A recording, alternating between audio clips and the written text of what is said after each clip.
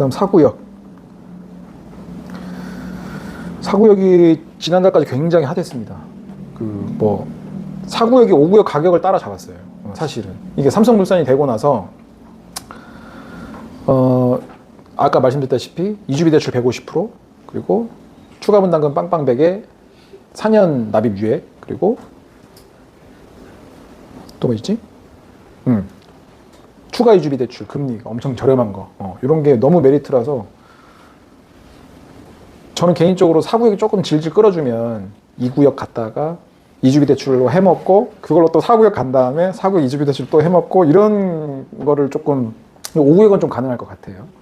그래서 그렇게 하면은 진짜 뭐 단기간에 그 퀀텀 점프, 자산적으로 퀀텀 점프를 할 수 있을 것 같다. 이주비 대출을 잘 활용을 하셔야 돼요. 일단 4구역은 이제 사업시행인가 신청을 했습니다. 그래서 지금 아마도 6개월 조금 더 걸리니까 올해 안에 사업시행인가가 날 걸로 예상이 되고 내년부터 바로 감정평가하고 분양시청하겠죠. 생각보다 빠릅니다. 조합원 수가 약 한 1200여 명 되고요. 세대수는 2360세대. 레미안 글로우 힐즈로 이제 단지명이 되고요. 사업성이 한남 뉴타운에서 가장 좋습니다. 그래서 한남 4구역은 전환다 세대도 별로 없고요. 무허가도 별로 없고요. 그리고 단독주택이 많아요. 빌라도 많지가 않아요. 빌라 물건도 굉장히 귀해요. 그래서 빌라가 그래도 우리가 레버리지 활용이 되게 잘 되거든요. 왜냐면 방공제가 몇 개 안 되니까. 그리고 아무튼 빌라 물건이 좋긴 합니다. 초투도 저렴하니까. 근데 그런 것들이 많지가 않아요.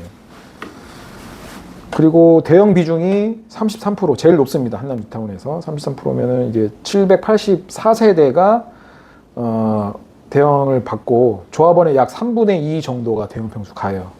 엄청 좋습니다. 근데 4구역도 마찬가지로 이제 뭐 다 좋지만은 않습니다. 여기가 신동아 아파트고 여기가 이제 한남역 자리예요. 여기가 상습 침수구역이에요. 그러니까 이 위쪽으로는 다 언덕입니다. 이 보강로 위쪽, 장문로 위쪽 다 언덕이라서 심지어 이 한강 쪽 가는 길도 살짝 오르막이에요.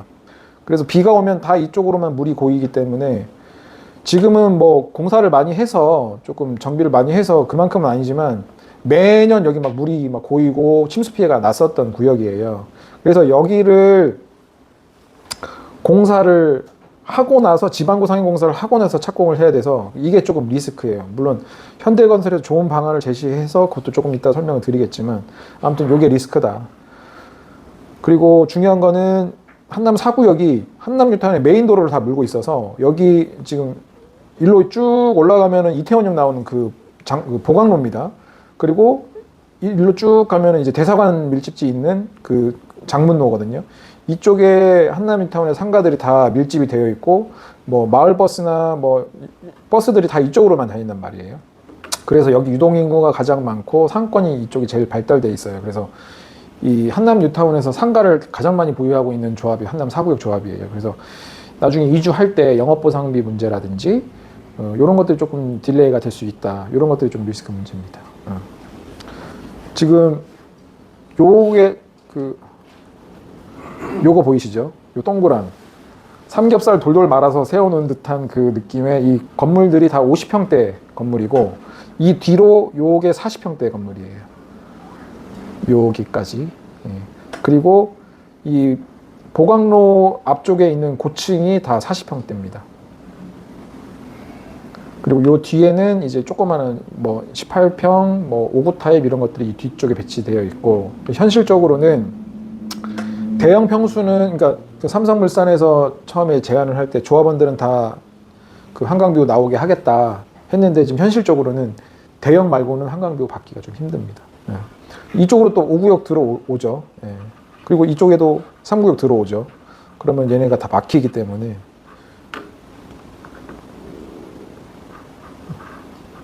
그리고 아까 말씀드린 이제 상습 침수구역 여기가 상습 침수구역이기 때문에 지방고 상향 공사를 해야 된다고 했잖아요. 그러면은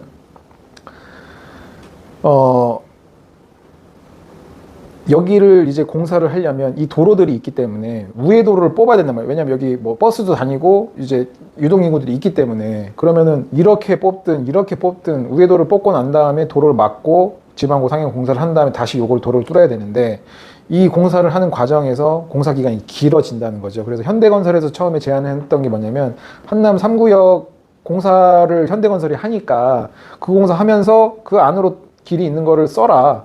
그러면 너희는 우회도로 따로 안 뽑아도 되니까 동시에 착공이 가능하다. 그만큼 기간이 공사 기간이 세이브가 되고 그러면은 최소 12개월이 세이브가 되고 2,200억이 절감이 된다. 굉장히 좋은 아이디어잖아요.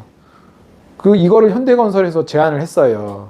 물론 현대건설이 떨어졌지만 이 지방고 상향공사는 무조건 해야 되는 거거든요. 그래서 한남 3구역에 좀 인센티브를 주고 이 도로를 써서 같이 하면은 저는 좋다고 생각해서 여러분이 만약에 나중에 4구역 조합이 된다면 다 될 거잖아요. 그죠? 꼭 이거를 좀 말씀을 드려라. 조합에. 이런 좋은 방향인데 왜 안 하냐. 실제로 조합 입장에서는 이득이 되니까. 근데 이거를 들고 왔던 현대건설은 떨어졌습니다. 그러니까 이거를 함으로써 12개월이 단축이 되면 우리 준공 시점도 빨라지는 거기 때문에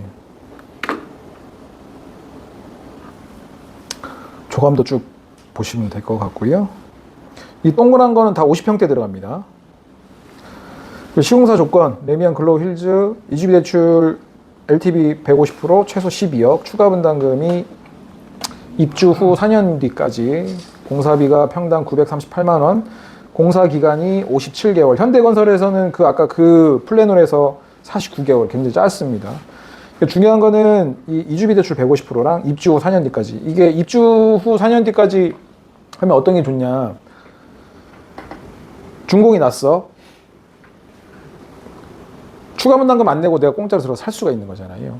그러면 4년 살면 우리 이제 어차피 고가주택이기 때문에 우리 비과세 요건 맞추려면 조정은 2년 거주를 해야 되잖아요. 그걸 떠나서 고가주택이기 때문에 장기보유 특별공제가 중요하단 말이에요.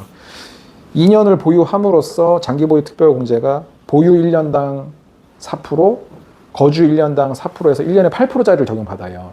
근데 관리처분 인가 전에 매수를 하잖아요. 그러면 준공 나고 내가 살면 그 관리처분 인가 기간 안에 공사하고 멸실하고 이런 기간까지도 다 보유기간에 합산이 되는 거예요.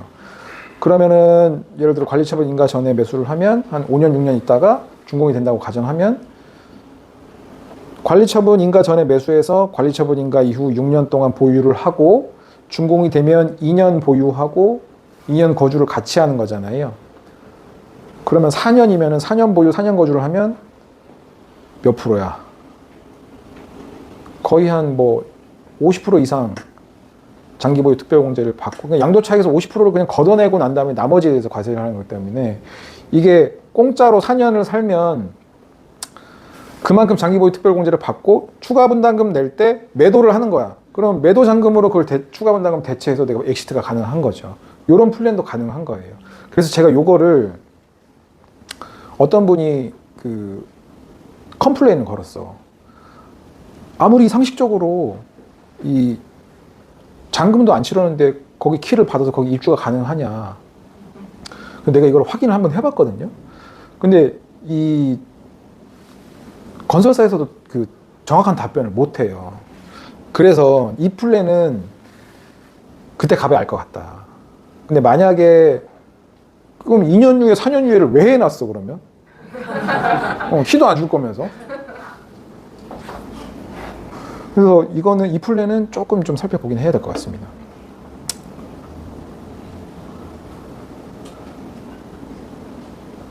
사구역도 이제 전환다세 빼면은 조합은 전부 다 8스타일 받을 수 있고요.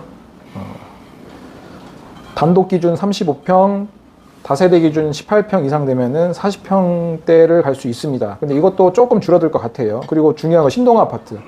신동 아파트가 우리 이제 부동산 업계, 우리 한남뉴타운에 있는 부동산들에서도 갑론을박이야. 신동 아파트는 43평 갈 수 있다, 갈 수 없다. 저는 이제 고층, 로얄층은 공시가가 잘 나오잖아요. 거기는 이제 갈 수 있다고 생각을 했는데 요번에 추정감정가가 나왔거든요. 사업시행가 신청할 때 조합에서 추정감정가, 추정조합원 분양가, 추정 비례율 이런 것들 다 계산을 해야 됩니다. 추정감정가가 나왔는데 로얄층이 한 21억 이 정도 나왔고 제일 밑에 층이 17억 나왔더라고요. 근데 이거는 정확한 건 아닙니다. 그러니까 이제 정식 감정을 한 건 아닙니다. 그래서 사업식 인가가 난 이후에 정식 감정을 할 때 봐야 되는데 크게 차이는 안 날 것 같아요. 그래서 만약에 이 추정 감정가가 정말 제대로 정식 감정평가 이렇게 비슷하게 나오면 저층은 못 갈 수도 있어요. 근데 고층은 갈 것 같다. 근데 삼성에서 요거 할 때 신동 아파트 다 간다. 지들이 그렇게 얘기했거든요. 모르겠습니다. 어떻게 될지는. 그래서 지금 삼성이 대안설계 가지고 온 거 보면은 그 확실히 대형 평수가 늘긴 했어요. 늘기는 했는데 100% 신동 아파트 전부 다 갈 수 있다 이렇게 말씀 못 드릴 것 같아요.